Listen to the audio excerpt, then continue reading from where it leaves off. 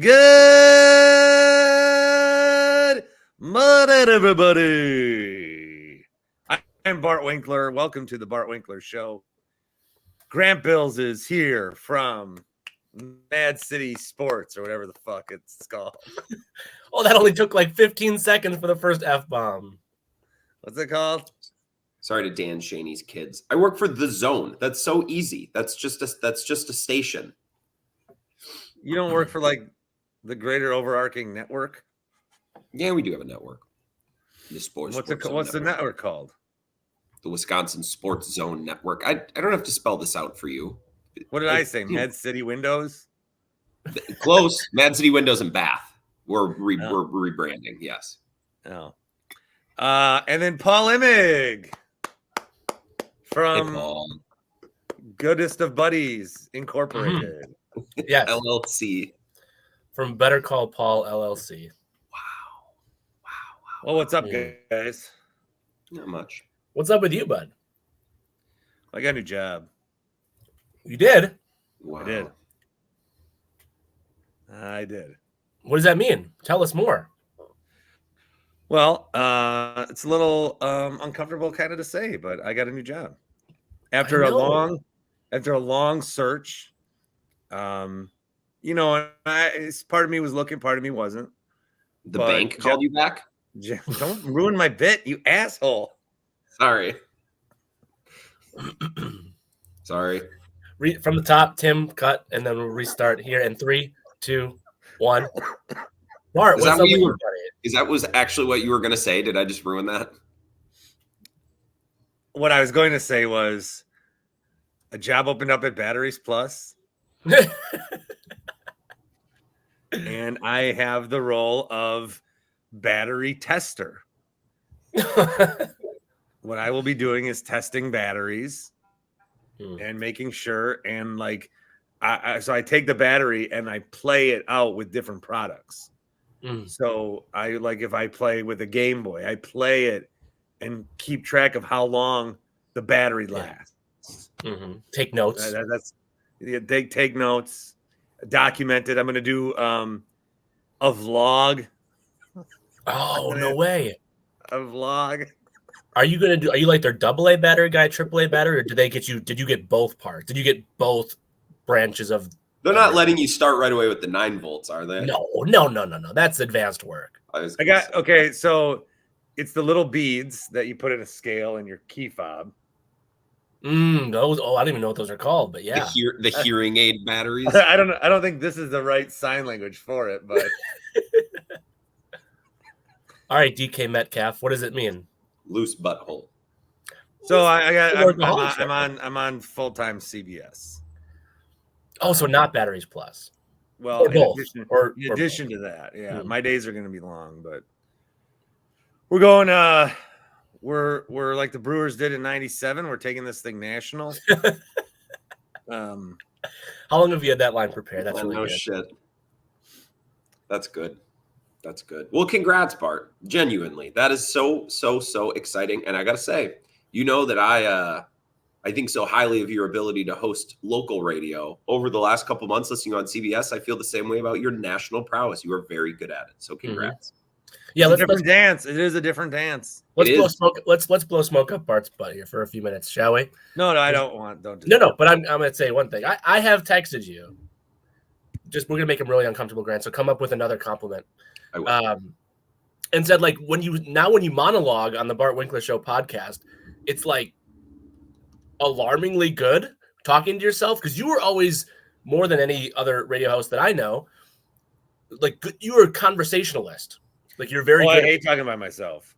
No, I know that, but tough. You're gonna have to listen to this for a minute. You're very good at talking to Chuck and talking to Horvath and talking to like your co-host and making it a part of like an. No, I don't like doing solo radio. No, I know, but I'm telling you that I know that, and B, you've gotten very, very good at solo radio, even when you're just doing like a 10-minute open or a 20-minute open of the podcast. And I've texted you that. I'm like, wow, like for a guy that didn't like doing this, or maybe still doesn't, it's gotten very good. So on behalf of the Winklerverse, I think Grant and I have to obviously very officially congratulate you, because this is such an obvious move for CBS to all of us. it's nice to see that other people hear and see what we hear and see. So obviously, huge congrats, bud. Well, thanks. Grant, your turn. Same goes for me. Double. I would agree.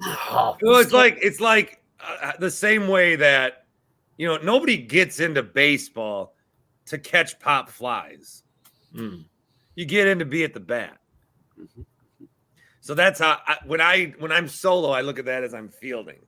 And when I'm batting, that's the shit like this. Yeah, that I really enjoy. Yeah. So solo hosting it's insane person behavior. Like you need to have a discussion with yourself and then also like occasionally make fun of yourself and then laugh at yourself while you're making fun of yourself and then go back to it's insane. It's unhealthy. Yeah. But it's fun. But it's fun. It's very fun. It's an art. Yeah. Well, thanks. Congrats. So that's I have a bit of news. As people, I have a bit of news. Personal news, : Personal news. It's never personal news, by the way. When people do that, it's always professional. Like I have entered the transfer portal. Oh, but no. So the show's going to be 10 to 2 Eastern, so 9 to 1 Central. 9 p.m. to 1 9 p.m. to 1 a.m. Do you get to flirt with Amy Lawrence at the very end? A little crosstalk on your way out? Oh, That's in my contract, yes. You do lead into her show then, Yeah. I guess the other details have come out or will come out, or I'm not 9 to 1. I will be on 1250 for Milwaukee area. Awesome. But I'm also on every market around here. Mm-hmm. So I can pull that up. Every station runs 9 p.m. to 1 a.m. Yeah, there's no local programming unless it's like the Brewers. But if the Brewers play, I'll get kicked off by certain places. Yeah, for 2 hours. But now with Rob Manfred's new rules, we barely miss any part of your show. So where am I on? I'm on in Milwaukee. I'm on Appleton on WDUZ. Oh, okay. In Green Bay. So I'm on there. 107.5. I'm on in Madison on the Zone. You better get to it, yeah. Grant, we're coworkers. I love because anytime you're in for Gelb, you come right out of my show into yours. I'm on Lacrosse on WKTY. That's all that really matters. In Wausau, I'm Rhinelander. I'm on WJJQ, the Sports Q. The Sports Q. I'm in Superior. God, on WDSM. That's a dream. Yeah. So there you go. There you have it. All right, real quick. I want you to give your acceptance speech. And the 9 p.m. to 1 a.m. slot on CBS radio goes to Bart Winkler. Well, yeah. Bart, come on up. Thank you. Or I'll be like how Will Ferrell. I'll just come out dressed like a abominable snowman for no reason. So the thank yous, like it's too long.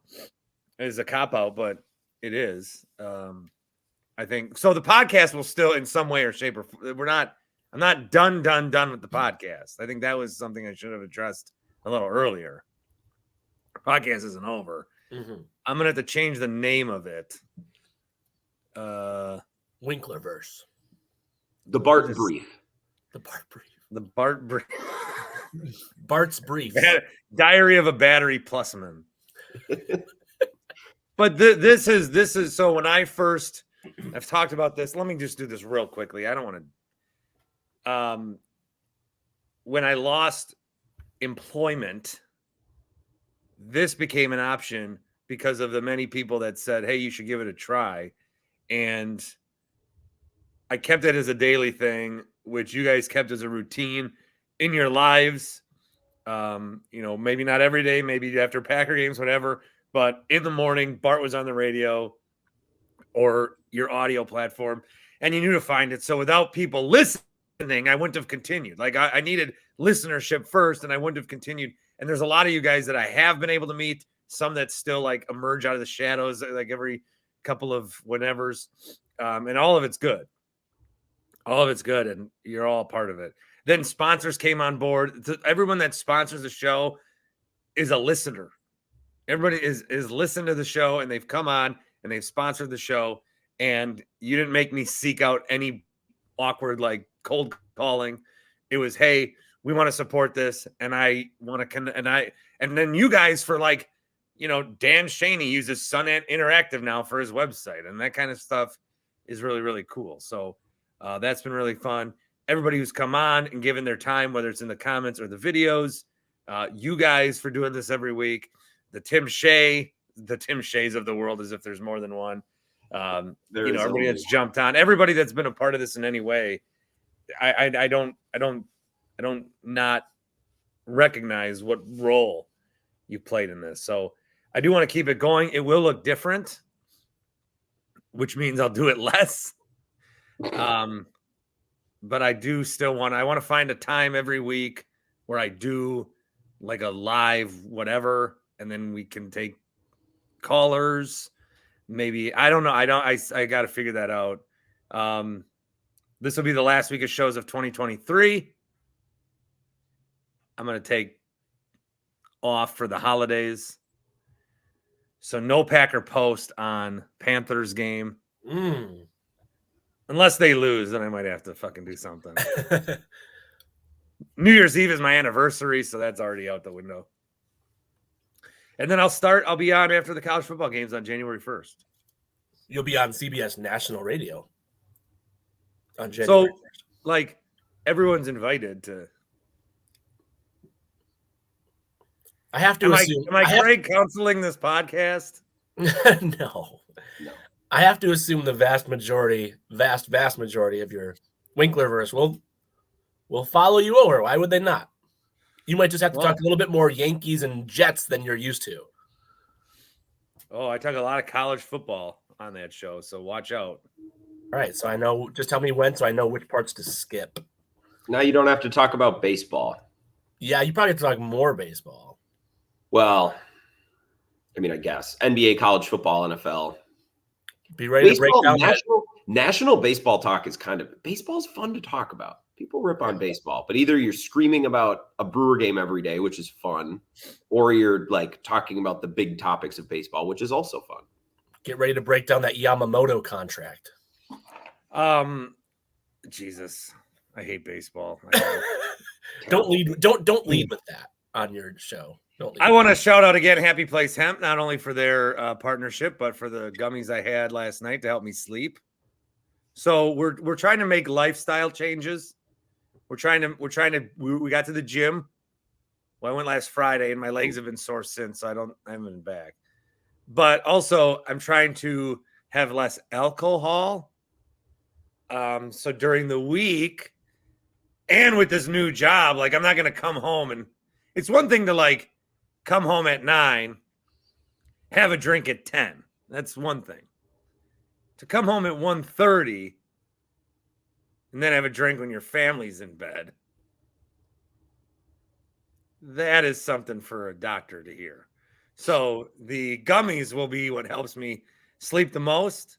I will take those. It's the CBD CBN ones. I was actually in the store the other day, College Court in Muskego, and a guy came in and he goes, "I can't sleep, Doc.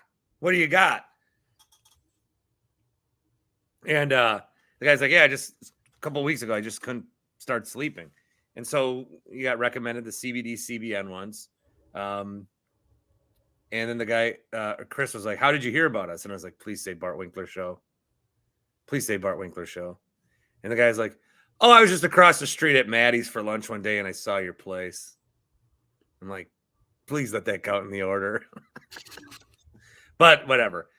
So that guy came in, sampler pack, I think is what he took, or like a smaller pack to try it, because they want to make sure it works for you. You're not going to go to Happy Place Hemp and they're going to say, "Here's a gallon of our stuff. Give us $900. They want to make sure it works, that it's agreeable, that it just works. And then you can come back for more. And that's why the code's so cool, because you can keep using it. Promo code is BART. 25% off your orders, happyplacehemp.com. I also got the 50 milligram Delta 8s, which I haven't dipped into yet. That might be a Thursday night special. We'll see. Paul Immig, take us away with some questions. Let's finally do something. Mm-hmm. I didn't write this first one. My buddy did. He didn't mean it to be a question, but he sent it to me, and I said, I'm stealing that. That's mine now. Joe Barry. More like Dingleberry. Mm-hmm. Or mm-mm. All right. I know you've done the Joe Barry thing on your, obviously, the post game on Sunday into Monday, and I saw your Tim Shea Tuesday post. I haven't listened to it yet, but apparently it starts with some Joe Barry talk. I feel we need to just, at least leading into a game against the 2-12 Panthers, we need to at least tie a bow on this Joe Barry thing, because I don't think we can discuss local sports as a threesome here today until we've at least, I don't know, beat the dead horse over the head a couple more times. So Joe Barry's one of the things I said, I'm not answering that question. That's whatever. It was just my intro. I told him I was going to use it, and then talking about Joe Barry. Do they still make Frank? How about this? I'll ask it for real, just to like at least give you like a premise. No, you're good. You said talk about Joe Barry. I'm good. Go, all right, rock and roll then. Joe Barry. I think what's important here is that there's a lot of like ways to look at it, and I think looking at it the LaFleur way is a way that I wish I didn't like. The longer they keep Joe Barry, the more of a stain that is on LaFleur. Like, what are you doing? That is absolutely. It's like, and if he's, and everyone's like, oh, they're really good friends. They're not. They've been in like the same NFL circles, but they're not like great friends. And if he's this protective of him, how's he? This is why I don't want a Mike LaFleur on this staff or a Robert Saleh on this staff. Because if you're this protective of Joe Barry, and Joe Barry, and here you're saying it's like there are two different LaFleurs where he's being asked about the defense, and he goes, "We got to clean some stuff up. There's a lot of stuff going on that I don't like. This is happening. This is happening." And then when he's asked about Joe Barry, it's like he can't connect that Joe Barry's running the defense. And the other thing about this, why I think, and what point we've gotten to, is when Brandon Staley got fired from the Chargers, everyone knew. It didn't matter if you were an NFL insider. It didn't matter if you that was the game you watched. You knew, like you could feel, oh, this is like when you watch a Law and Order and it's okay, that guy's the killer. I mean, he's going to be the killer. Like, it's obvious. Oh, that coach is getting fired. It's not Brandon Staley running off the field. He knew that was the last time he was going to, like, you could see it. He knew it was going to be the last time he was a Charger. So what I said earlier this week was, you've got the guys like me who are always like, but when the beat writers, and not the ones that try to be superstars, but when the actual beat writers that try to cover the team on the beat as it was decreed how to do so way back in yesteryear. Like Silverstein and Huber. Exactly. Silverstein, Doherty, yes. Huber. Yep. These guys, and Wildy to an extent, although he's got an on-air role. Wildy walks that line pretty well, I feel like. I don't think of him as a gas bag radio guy like us. He walks the line. I don't either. I attacked Wildy early on. I don't really know him. Wildy does a good job of doing both, I feel like. So, whatever. I'm obviously shitting on Matt. But everyone else, but they all like wrote articles this week like, he needs to get the fuck out of here. And when it's approached that, Paul, you've been on the beat. When it's approached that, it's like, then you're done. And when the Onion makes fun of you, then you're really fucking toast. Yeah, I don't know if you've mentioned that yet on your pod, or if you will have by the time this airs on maybe Thursday, but the Brandon Staley comparison And then the fact, like, the onion piece of it for Brandon Staley, it's equally as applicable because, like, it was so obvious that Staley had coached his last game. It was so obvious that Joe Barry should have just coached his last game that it became national satire. That is like you crossed the lexicon or whatever that phrase. But like when Sean McDermott got made fun of on SNL. Yes, you've crossed into that next level of like, oh, like something is here, like that this is now national discussion. And again, the other question I want to ask, but it is clearly an indictment of LaFleur as a leader. There's just no question to that. Like, and I don't know if that's going to prevent him from ever winning a Super Bowl as the head coach of the Packers. LaFleur does other things very well. But it does concern me. If I was Mark Murphy, who maybe had an opinion in this, I don't know. He's apparently, if he still has the same role he did a few years ago, Murphy, that maybe he and Gutekunst and LaFleur had a 3-person meeting and they came to this conclusion as a trio. If that's not the case, and I was Mark Murphy, now granted, if I'm Mark Murphy, I only have 7 months left on the job before I'm retiring, but or is it a year and 7 months? Is he out in the summer of 24 or the summer of 25? I think he's out after the draft. Okay. So he's going out. Yeah.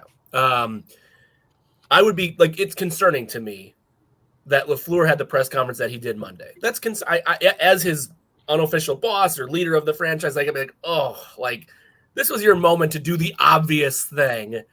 But instead, no. So, Grant, Joe Barry, Mmhmm or mm-mm. Well, I don't know that firing him this week would have been any better for the defense winning football games and competing. Like, I don't know if firing Joe Barry this week would have improved the product on the field. May I interrupt? Of course. But it would show accountability. If a player, we got to hold these guys accountable. So wait, but like the Monday Night Football game that was recently, who was it that they were talking about on the Seahawks? Reek Wallen, where he got benched for the entire first quarter in the Seahawks secondary, and the broadcast and Buck and Aikman, they were talking about like, well, it's a suspension, quote unquote suspension. It's a guy that needs to whatever. Like, it was something that happened as a result of performance that was inadequate. Yes. They didn't cut Reek Wallen, and so that's kind of what I'm saying in terms of would the Packers be better for the last 3 games of the regular season without Joe Barry? I don't know. Maybe not. But like if you're a player or you're another coach, you're like, oh, this guy ain't gonna cut me. He's not gonna do shit. I don't really respect this guy because he's weak. He's weak. I'm going to keep walking all over him. He's weak. I think that's the perception. I don't need a head on a spike just for the sake of putting a head on a spike unless the locker room is like falling apart. And like, as we've been recording this, Devondre Campbell tweeted something really weird. He's like, I'm not playing through injuries again. They hold it against me, blah, blah, blah. It's like, unless this locker room is confused and frustrated and headed south, unless there's accountability with Joe Barry, I think it's fine. Let him coach the rest of the season. It's not like he doesn't have a back end. He doesn't have a secondary. So while I'm frustrated with him and I don't think he's the guy of the future, I don't think it's fair to expect at this point in the season a top 10 defense. What's really frustrating, and I guess this is really only the thing that I want to say about Joe Barry, is I listen to Matt LaFleur's press conference and I just get pissed because these reporters are like, do you think Joe Barry should still be here? Why do you think Joe Barry should still be here? And Matt defends this and then defends that. And then unprompted goes like, well, there's but the communication's got to get better and way too many big plays. And it's like, Matt, listen to what you're saying. Like, go back and watch this press conference. You're saying that, well, I got to get more involved in making sure they're communicating. Man, you got to watch your own. He doesn't want to dump him. So he's trying to make him dump. He thinks that Joe Barry will just realize it. And then at the end of the season be like, Matt, I'm going to step aside. And then Matt's going to be like, oh no, really? He did this this was the same thing that happened with Pettin. Yeah.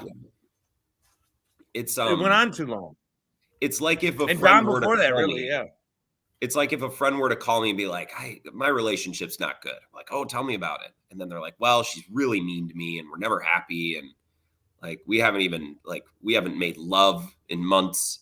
And I hear her late at night, like in another room talking to other men on the phone. And I was like, wow, do you think it's best that you guys stay together? Like, it sounds like maybe you guys should part ways. Oh no, I think it's what's best. We're going to work through it. Okay. And then my friend keeps complaining about, well, and also like she doesn't pay her half of the rent. And it's like, okay, you guys can stay together, but now don't complain to me about all the things that she does that annoys you. Right. And with Matt LaFleur, it's the same thing. It's like, you want this guy so bad, and yet all you do is complain about this and that in every press conference when he comes up. So I don't know. You can keep him if you want, but then don't stand up there and bitch about all the shit that he's doing wrong and all the struggles that your defense is having. I don't want to hear it. Yeah. I don't know. It's just really frustrating. I don't think it's personal to Joe Barry necessarily. I think their talent is overrated and watered down with injuries and with the trade of Rasul Douglas. I think everything's got to go. Every assistant. Well, where the worry is, I think like people want him fired so that he's fired. Correct. I think there is some worry that he might somehow not get fired. Yeah. You mean like after the season? Like, we need to see him fired so that he's fired. Yeah. Because after 2024, like, there's still a chance that he's our defensive coordinator this year. Yeah. Despite all this, as long as he's not fired, there's still a chance that he doesn't get fired. Did you see the Pro Football Focus rating? It was the worst pass coverage team, the worst team pass coverage rating in the Pro Football Focus era, which is like 12 years. In a single game, no team's defensive pass coverage has had a worst grade. It's the lowest it can be. Like Baker Mayfield couldn't have a higher passer rating. The Packers' pass coverage defense could not have a worse rating.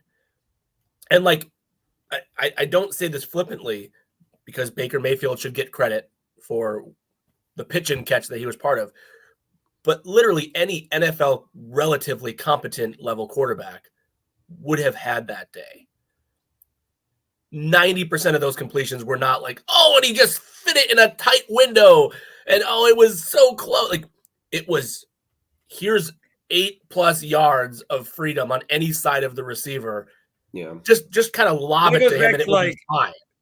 If I always like to say, if the guy was trying to get fired, what would he have done different? How would he have coached different? I like that philosophy, and it's exactly true here. I mean, he coached him like he had Baker Mayfield in a playoff fantasy matchup. is what he coached him like. Well, what's insane is they got 5 sacks and they forced 1 punt. That's unbelievable. Like, especially this defense is about get 1 negative play here and there, catch him in a bad spot, and then take advantage.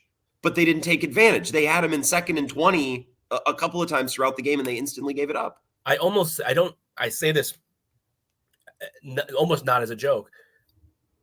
I think an opposing offense against the Packers is better off on 3rd and 16 than 3rd and 3. Yeah. I'm serious. No, you're like, right.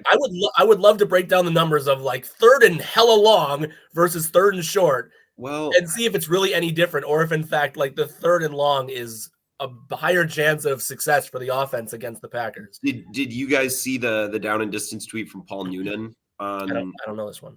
Monday morning? So the Packers defense has had opposing offenses in 2nd and 20 or more 11 times this year, and they've allowed a gain of 18+ yards 4 times.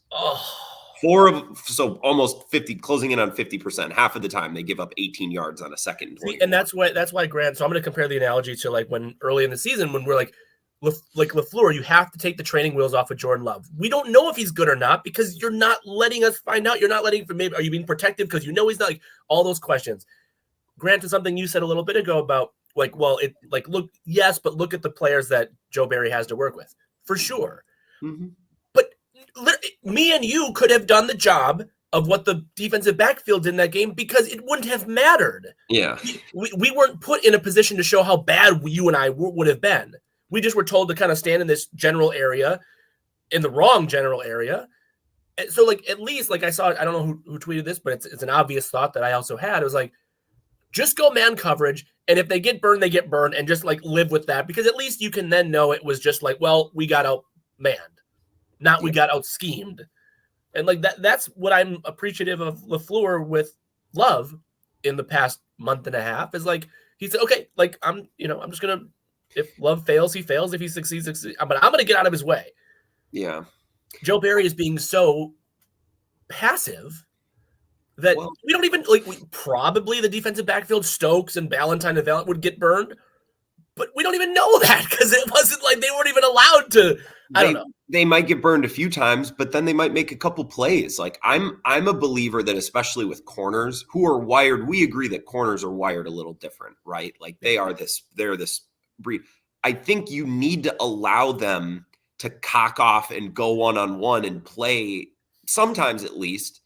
And maybe that's man, maybe whatever coverage it is, you need to allow players with that headspace to lock in and to go one-on-one with someone, because that keeps them engaged, right? And you're tapping into the part of their personality that makes them good at their position.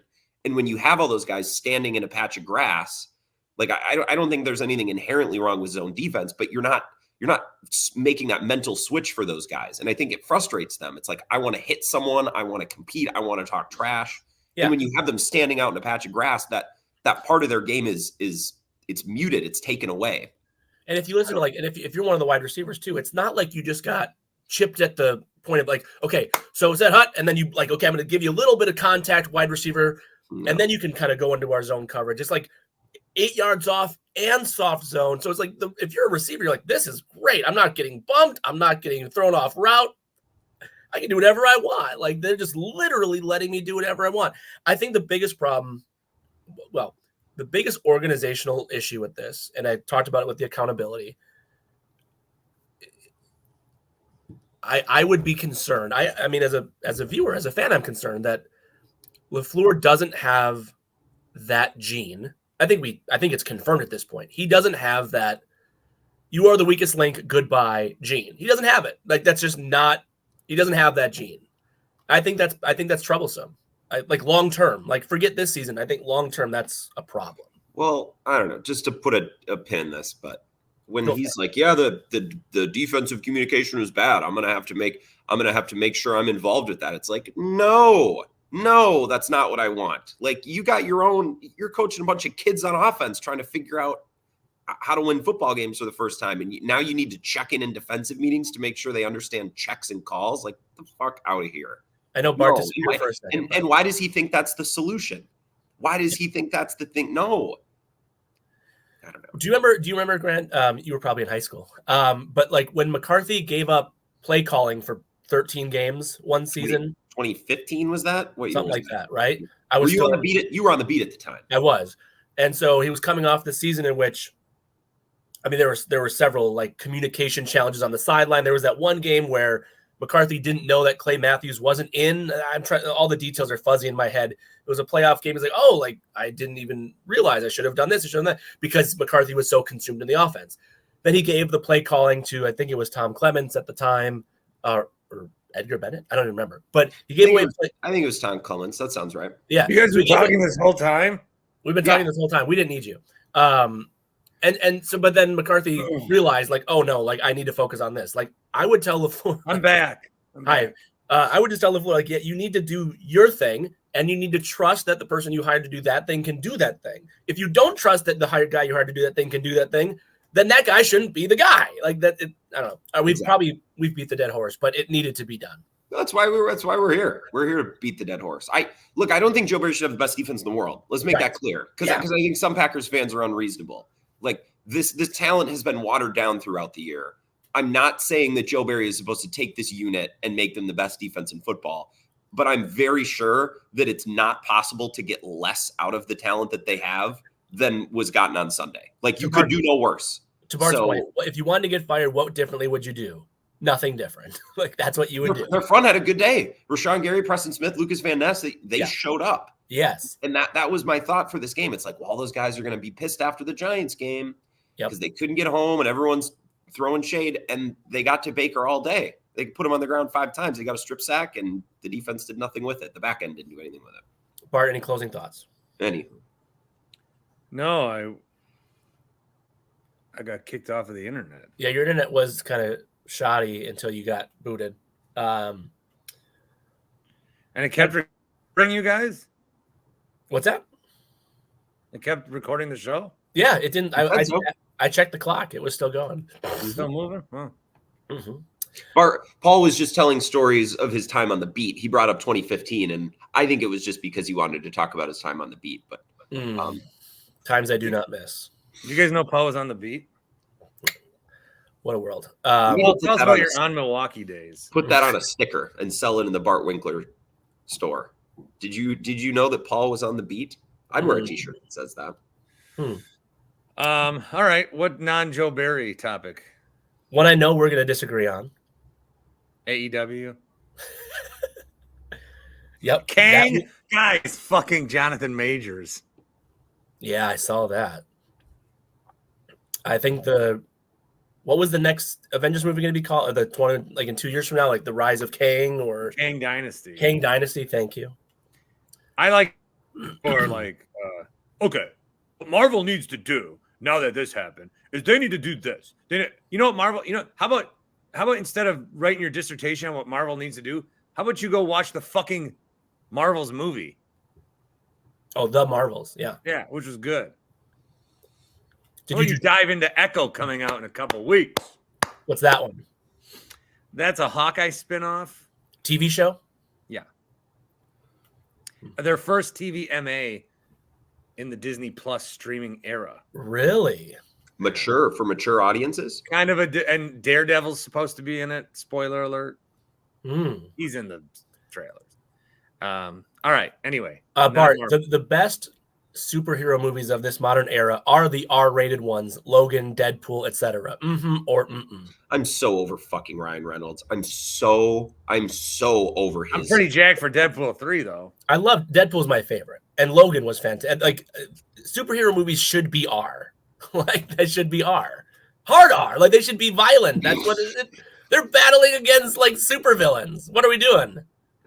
Like Ant-Man, I liked Ant-Man 1, and then Ant-Man 2 was like a silly haha. And I was like, wait, aren't these consequences real? Oh no, this is all just, you're just being silly. This is all just for fun and silliness. I was like, take it seriously. Well, Guardians was pretty good, all of them. I loved Guardians. I haven't seen the third one yet. But the first Iron Man was great. It was low key. First Iron Man was fantastic. Great that was the Spider-Man, all the spiders was great. Well, which ones are we referring to? When they're all together, No Way Home. Oh, yeah, absolutely. They're mostly very good, but the best ones are the... I can't do Ryan Reynolds. He's in those damn Mint Mobile commercials. Being sarcastic is that can't be your whole thing. You just can't. You need a second pitch. You need a change up. I'm so sick of his shit. Yeah. Yeah, you need a second pitch. When's the last time Ryan Reynolds hasn't? I'm not with you on this. I like Ryan Reynolds a lot. When's the last time that Ryan Reynolds hasn't just played Ryan Reynolds? I feel a little protective of Ryan Reynolds since I was one of the few people that watched him from the start, and I'm talking about Two Guys, a Girl, and a Pizza Place before they dropped that part of the show. What show was that? What was that? It was on ABC. He was a character named Berg. I think Berg was the other guy. Who were the other? Trailer Howard was the main lady. Who else was in it? Nathan, what's his last name? Fillion? Yeah. Okay. He was in it. Do you guys like Castle? Speaking of Nathan Fillion, my mom and sister love that show. That seems to be like in the same we watched some Castle. We watched some Castle for a while. It was good. It was fine. I always enjoyed it when it was on. I mean, it seems to, I know, Grant, I'm going to hit you on a sore spot here, but Castle I never saw it.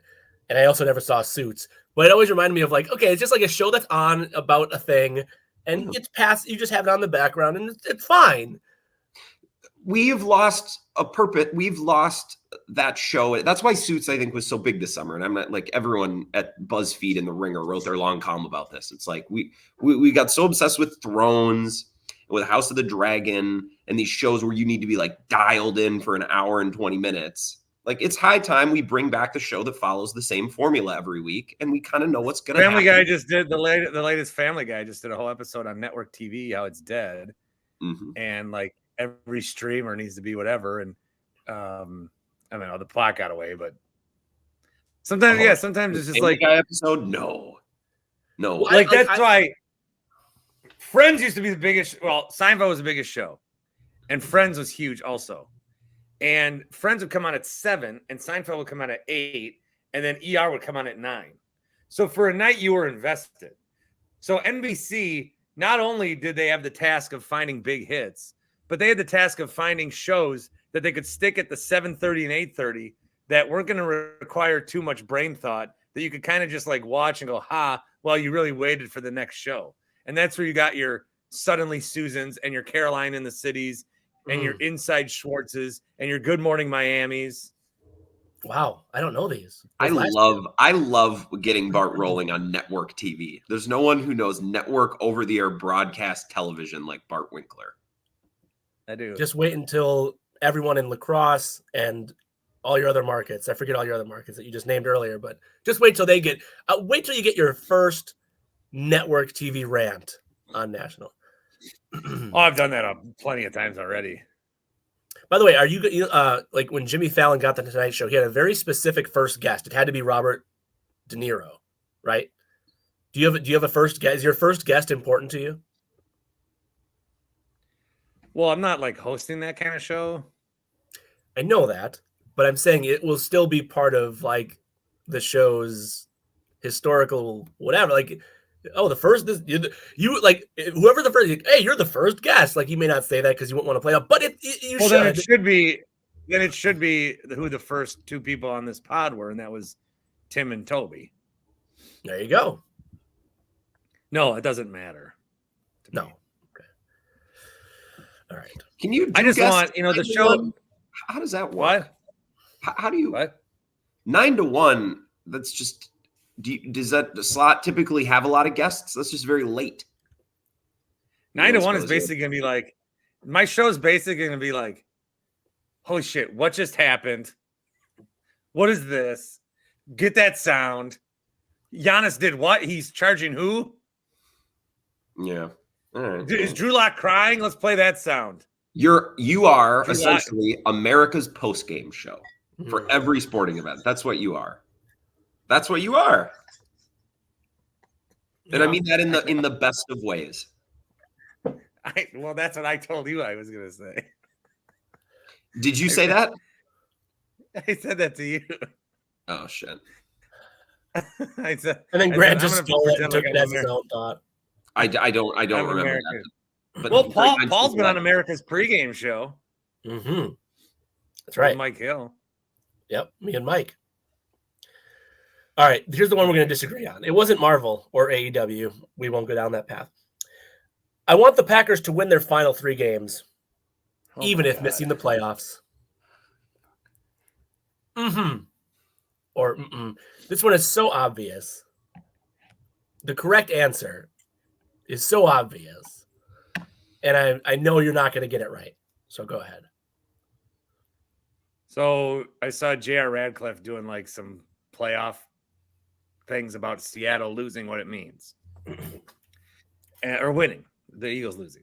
And there were a lot of people that were in his mentions saying, I just can't.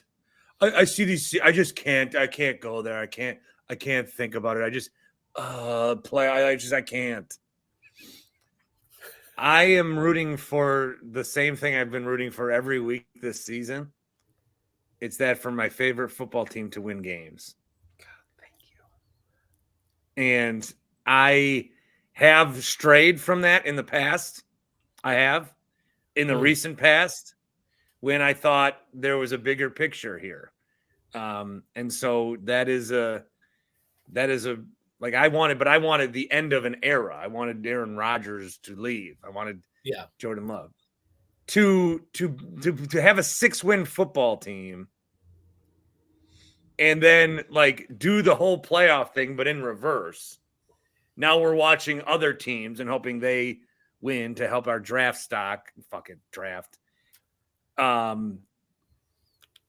I just like I said before, my entire life has been a team that has at least been competitive. And as far as I know, the Green Bay Packers for 40 years, I mean, I'm chasing Super Bowl number 14. I'm not chasing. I'd rather pick number 14 instead of number 22. And I know there's some way that they could get the 5 seed. 5 pick. I mean, that's not, we're the Green Bay Packers, motherfucker. To want to go into the ramification. Even there was a game Rodgers played against the Jets all those years ago where people didn't want him to play. It was after he came back. They lost to the Panthers, so they were out of the playoffs. And then, like, should he still play? And he played against the Jets, and I think they won, and they had like a really the overtime game. Yeah. And I was glad that he played, and I liked that he won. And your theory could backfire. There was a Houston Texans franchise last year that thought they needed to lose to get the number 1 pick. And again, guess what? They won, got the number 2 pick. And then they were stuck with taking dumb test taker CJ Stroud. Scrub. And that's worked out pretty good. Don't tempt fate. Don't anger the gods. Don't anger the football gods. Okay? No. And plus, if you want them to tank, what more could maybe they are. Maybe that's what you just fucking saw. Maybe the last 2 weeks they are tanking. Maybe that's why Joe Barry is here. No, if you want them to lose, I'll be very nice, just in case anyone on this panel wants them to lose. If you want them to lose, you have a misguided framework of really the entire universe. Agreed. So let me give you something to think about. Just something to think about. I may not change your mind. I think if they win their final 3 games, they go 9-8 and they miss the playoffs. Going into the offseason on a positive note, at least from a 3-game winning streak perspective, I think Joe Barry comes back.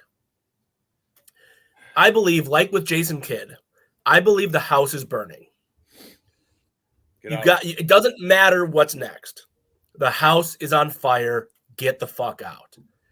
Because of that, it's not because, yes, I would rather pick 8th than 15th. Duh. But I think there's a bigger picture here to the whole thing. Is like, I want the players to have feel goods. I want Love to not have a 5-game losing streak. If I was going to not root for the Packers, and I'm not going to root for them to lose, but the question was, I want the Packers to win regardless of missing the playoffs. The grand scheme of it is, if they go on a 5-game losing streak, the past 2 plus the next 3, including one that would be to the Panthers, which would be really bad, and one to the Bears, which would be not fun at all to have to deal with, which, by the way, the Bears could then pass the Packers in the standings, and then you get to deal with all of that fun drama with Bears universe. But I think if they finish the season strong but miss the playoffs, I think Joe Barry comes back. If they finish the season poorly, I think Joe Barry is gone. I think the most important thing that can come out of not doing well in these final 3 is the obvious, even more obvious than the Onion publishing an article, the obvious outcome that, listen, there's a new, guys, yes, Barry's going to coach this week 18 game, but wink, wink, nod, nod. He's not our defensive coordinator next year. The house is burning. Get out. If a couple extra losses, they're not going to keep Joe Barry. There's no way. So if that were true, I could more easily, not entirely, but more easily say, okay, 9-8, even if they don't make the play, that's great. But I don't think that's true. I'm not convinced that LaFleur will do that. And because of that, I'm not going to root for them to lose. That is not what I'm saying. Some people will. I won't. If they lose, I will not be like I have these past 2 games. When they were 6-6, and then they lost, 6-7, and then they lost, I was like, oh, this and that, and this. If they lose, it will be, all right, well, at least we're closer to our goal, which is needing to move in a different defensive coordinator direction. I will pause there. Grant, I want the Packers to win their final 3 games, even if missing the playoffs. Or because they're my favorite football team, and the point is to win the games. You play to win the games, as you play to win the Super Bowl. You play to win the Super Bowl. You have a better chance at doing that. So the Joe Barry angle is one that I had not considered. I'm with Bart in that I think they're going to part ways. His contract is up. I don't think Joe Barry wants. I'm sorry, it is? Yes, at the end of this year. He's a free agent. Yeah. Joe Barry is not under contract for 2024. I don't think so. I've not heard that. I guess I could be wrong. I'm not trying to like put you on the spot. I just had not heard of it. In any event, I don't think he'll be back regardless of how the next couple of weeks go. And if I'm wrong, I guess I'm wrong, and then I'll be mad about that. But I guess for the folks who like have their hand on the tank switch every week, or like the people that join Bart's post games after a loss, is like, see, they should be tanked. Like, what do you guys want? Do you think there's some lever in the clubhouse that they switch on and off based on the week? It's like, this week now we'll try to lose, and this week, like, well, never mind, we're focused on winning now. That's not how it works. Like, what do you want them to do? Sit their left tackle and their star cornerback and their best wide receiver and one of their running? They already fucking are. Like, what do you? They just lost to the Bucks and to Tommy DeVito, and you're like, we should be tanking, bitch. They are the last 2 weeks. Like, by the way, let's be clear. I know you're not necessarily saying that's what I'm saying. Don't tank, like. But what is it you want? And it's not just you, Paul. It's everyone else that comes on this post-game show after a win to rain on everyone's parade, or after a loss to brag about how you were right. Both are obnoxious. Both are obnoxious as shit. Okay, so tell me what you want. What do you want? I think the Packers need to be best positioned to be a serious Super Bowl contender. That's nice. What do you want them to do? What are you suggesting? A way to get there. Paul wants to root for them to win, but then have them lose.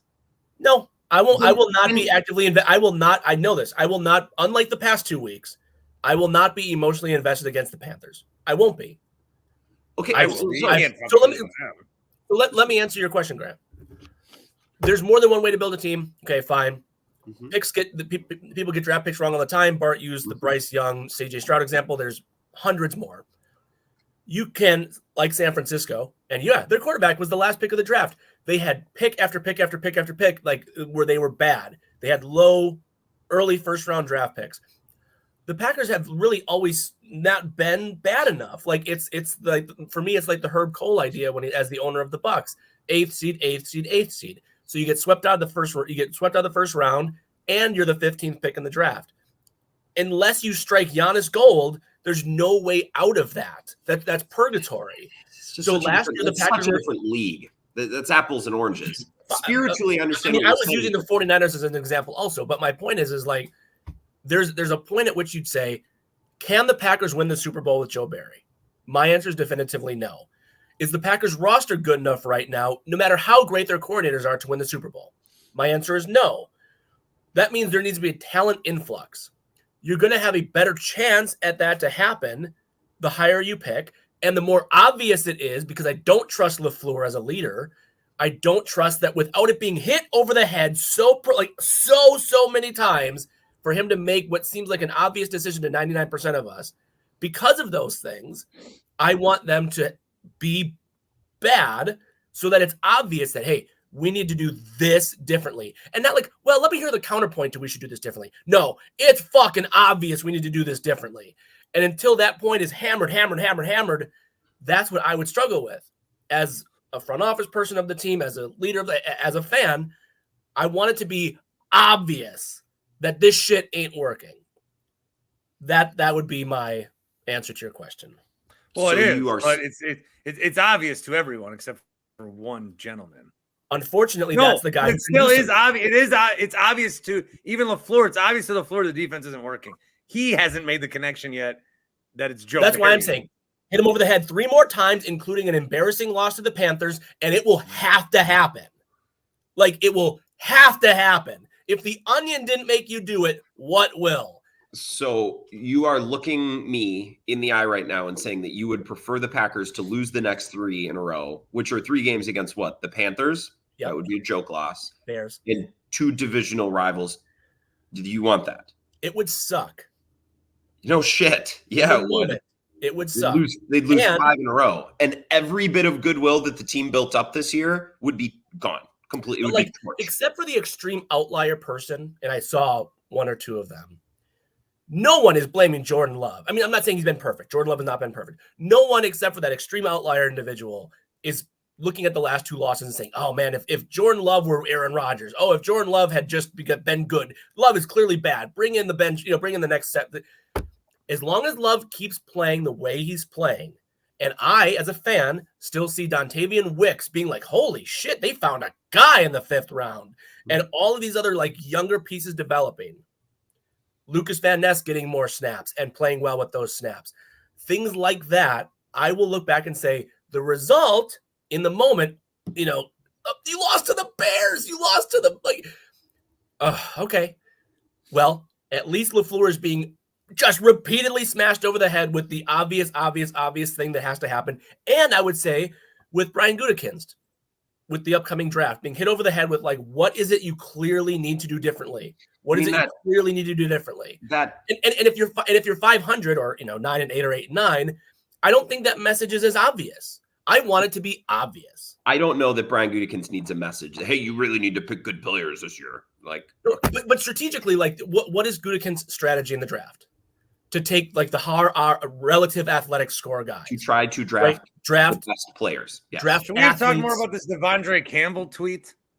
It's weird, isn't it? Not going out my way anymore, and I'm not playing through injuries anymore because when shit goes wrong, they always use it against you. I'm treating everyone accordingly and giving them the same energy they're giving me. Focus on yourself and your mental 59. You owe it to yourself. Is Jair holding out on a protest? I can't wait to find out. And speaking of things that LaFleur said in his Monday press conference. And is this the same shit that happened with Zadarius Smith? Isn't it the same shit that happened with him? It doesn't feel too dissimilar. But let's just say this. Jair has been out for 6 consecutive games. It takes being out for 4 consecutive games to be put on the injured reserve. LaFleur said during his Monday press conference of this week, it was a, quote, miscalculation about Jair's injury status. It's another knock. It's another. Also, maybe there's more than who gives a shit. Who do they need the roster spot for? Josiah DeGuara? Like I'm not holding that against him. No, who's the roster spot go to? Some fringe player, like whatever. But nevertheless, like they went in 6 weeks ago thinking like, oh, like a game or 2. It's weird. The Jair thing is weird. It's weird. It's weird. Totally. But when you have a bunch of trust built up, a weird thing, you just go, it's just a weird thing. When you don't have trust built up, as is the case with me, where there's not trust built up, then I'm gonna like, whoa, another red flag, and I think that's fair. I think that's fair to say if I don't trust you, I'm gonna take every everything as a bigger deal because I don't trust the messenger. You know what I mean? Does that resonate at all? You have like you have a Packers tinfoil hat on right now. I think you need to take a deep breath and step away from your doomsday shelter with all your freeze-dried food and your weapons. And just they're a mid-football team that's very injured and they're frustrated after 2 bad losses. And they're probably going to win and lose a couple games down the stretch, and it'll probably just be. But well, first off, then tell Devondre Campbell that like it's not like it's Devondre Campbell. Mike Clemens was telling us the other day. Mike Clemens, the night before Thanksgiving, couldn't lift his arm above his head. The night before the Thanksgiving game, he could not put his arm above his head. I'm sorry, who couldn't? Devondre Campbell. So he's been hurt as hell. Yeah. I just probably would have played Isaiah McDuffie because Campbell was fish food. Who's probably better right now anyway. Well, if Campbell's that banged up, yeah. No, but I mean, like, period. Like McDuffie, yeah. But. Well, I think Campbell's this bad because he's aging, and also I think he's very hurt. Yeah. Grant, I think you have to go. I'm getting really fucking pissed about my internet. I do have to go. I lost track of time in my spirited positions here today. Advocating for the Packers to lose. That's what happens. I did not advocate for. I do not want them to and they never would. No team. Then what was the last 15 minutes about? If we're closing and you're like, I don't want them to lose. What have we been doing here? No. What did we just discuss for 15 minutes? What was the point? The best outcome for like short-term pain, long-term gain. That was what we were talking about. Nice. I like that. Thank you. And that like is I realize there will be people who listen to this who are like, yeah, go Paul, and people are like, hey, what an idiot. Like, because it's a relatively like, divisive way to think about wins and losses and team structure. And like, that's fine. But like, is what I'm saying at least, and you can say no, by the way, does it make sense? Or is it just completely defy logic in your brain? I understand why you've tied your brain into a pretzel this way. What is this? You want to root for the Packers to win, and if they lose, it's not going to bother you that much. And actually, secretly, you'll be happier. And that's fine. If again we play a hypothetical game here, If you told me they're not making the playoffs and they're still going to win their last 3, okay? It's a hypothetical game. If you told me that no matter how well they play the last 3 that Joe Barry's gone, if I knew both of those hypothetical answers to be absolutes, it would change the way I think about it. But yeah, no, I think there's a lot of people. That's what I said earlier. He's not fired until he gets fired. Grant, I'm getting anxiety about you, so go on with your merry day. I will. Nice to see you both. Bart, congrats. Thanks for always doing this. We'll talk again soon. I don't know when. We will. Until we talk again. Have a good one. Yeah, like this is like part of our staple. Like I hope this isn't like. Hope this isn't our last. We'll do it moments. again. We got to figure out a different time. I'm not recording at 7:30 in the morning anymore.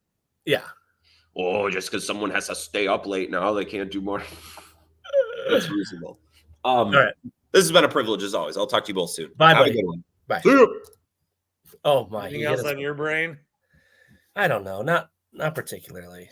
You know, one thing I'll tell you about the national versus like local is I'll spend a lot of time. Like the Joe Barry thing, I think crosses a thing to spend time on it on national radio, right? Yeah. I thought so. But then even when I'm talking about the Packers, I'm like, oh shit, am I just like being a little Milwaukee guy? Got my big platform. So I feel a lot more comfortable talking about the Cowboys or the Bills or the Bears or the Niners. I feel a lot more comfortable talking about teams that aren't mine. Yeah. Yeah. Like when you have a favorite, like, I don't know, student, you focus on the other ones because you don't want to appear too favorite, but then you're like doing them a disservice. Mm-hmm. Yeah. I think you are sure you're validated in talking about it because again, I don't think never did I ever expect the Onion to write a Joe Barry article. And that's kind of like we said, the Brandon Staley thing. Like everyone, like Sean McDermott, it's on SNL. Like the Onion covers Joe Barry. Like it's just you have to. So it doesn't matter that it's Wisconsin centric or it's about a bigger market team or whatever. Like you can talk about it extensively. Well, that's what I always try to equate it to like something bigger. Like this is another instance in sports where someone knows what to do, but they won't do it. Yeah. And I always wonder why. Why won't you do it? Why won't you do it?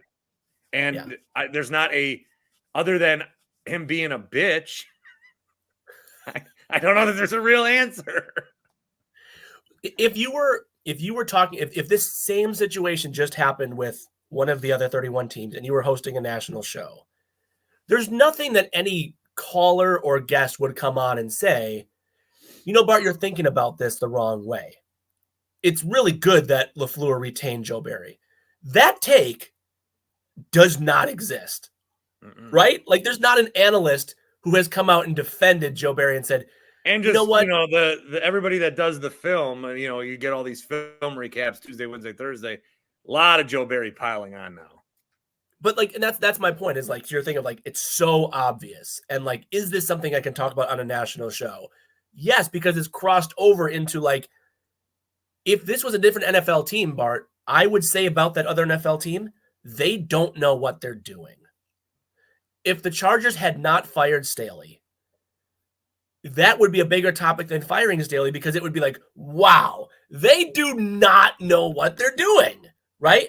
Like that's the concern is that you start to like teeter into like laughingstock territory, which you have, it's the Onion, but you start going into laughingstock territory where it's like, well, here's an example of an incompetently run franchise, right? Like you have to, like you stand on your principles and if LaFleur, whatever, but most of the time, most of the time doing the obvious thing when it's really, really obvious, it's really obvious for the reason that it needs to happen. Like in life, like, oh, this is super obvious to like use Grant's example earlier. Like it's super obvious that his buddy needs to leave that girl, but just can't. And it's like, well, then you're off. You're just like, you're off base. Like there's something affecting you that you refuse to acknowledge reality here. That was my concern here for like, from even like a national perspective for the Packers is like, this is a team run by someone who just doesn't have the balls to just do the obvious thing. That's a problem.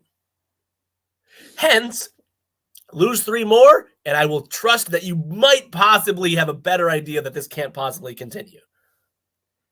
Because I don't trust you. I understand that. Is that the best articulated way that you've heard someone say it? Like, because I mean, like I know It took you I'm trying 25 minutes to get there, but I understand. Well, thank you. It was a long form.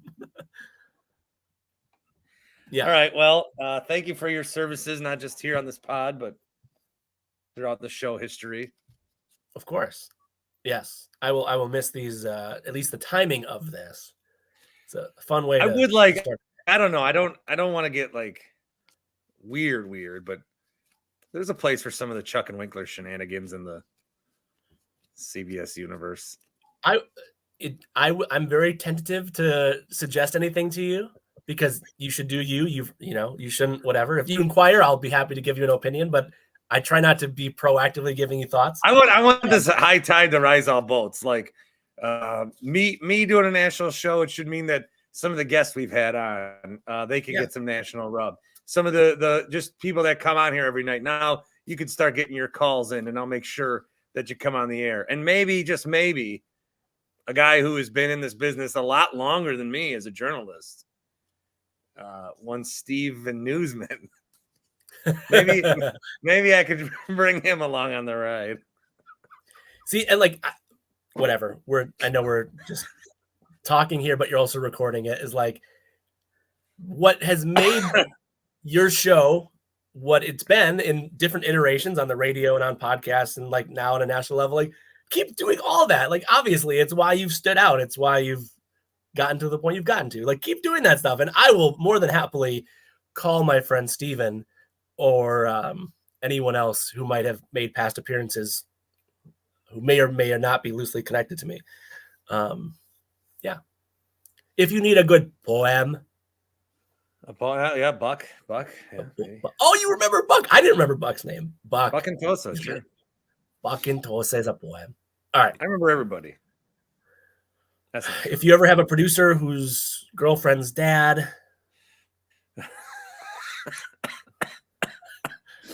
All right, I'm dying. So what's your producer's name? What's your producer's name? David Shepard is recording, being the David Shepard's girlfriend's. Okay, I'll work on it. But he also does a lot of stuff on NBA radio, like he hosts shows. Yeah. So I'm eager to chop it up with him. Good. Goodbye. See ya. End of show. Bye.